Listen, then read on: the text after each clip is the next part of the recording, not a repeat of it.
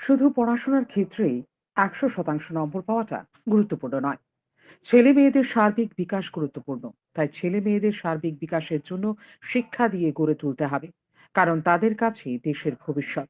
বুধবার হাপানিয়া স্থিত চিরসাথীর সংঘে আয়োজিত শিশু উৎসবে বক্তব্য রাখতে গিয়ে অভিভাবকদের উদ্দেশ্যে এই কথা বললেন মুখ্যমন্ত্রী ডাক্তার মানিক সাহা।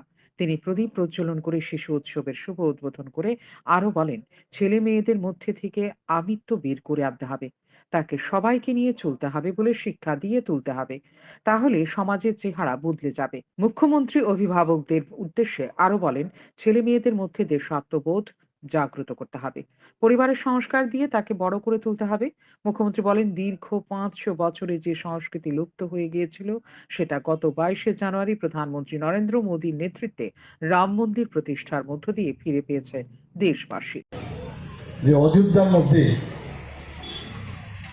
কিভাবে ৫০০ বছর পরে আমাদের মাননীয় প্রধানমন্ত্রী সেখানে প্রাণ সঞ্চার করলেন, তো এটা তো আমরা অনেকে সেভাবে কত লোক শহীদ হয়েছে এর জন্য,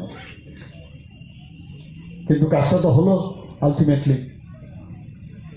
তো সেটা আমি সব জায়গায় বলি যে আগামী দিন আমরা কিচ্ছু জানি না, আমরা কি হবে নোবডি নোজ। ইতিহাস আমরা জানি,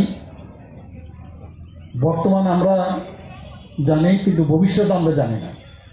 কিন্তু এমন কাজ আমাদের করা উচিত, সেই কাজটা ভবিষ্যতে যে কাজটা আমরা আজকে যদি বর্তমানে আমরা কাজটা করি ইতিহাসকে দেখে, তাহলে ভবিষ্যৎ বর্তমান হয়ে ইতিহাস হবে, মানুষ তখনই মনে রাখবে। আয়োজিত শিশু উৎসবে এদিন শিশুদের উদ্দেশ্যে বিভিন্ন আয়োজন করা হয়। ৫ দিন ব্যাপী চলবে শিশু উৎসব। আয়োজিত অনুষ্ঠানে এদিন উপস্থিত ছিলেন স্থানীয় বিধায়ক মীনা রানী সরকার, আগরতলা পুর নিগমের মেয়র দীপক মজুমদার সহ অন্যান্যরা। শান্তন টিভি।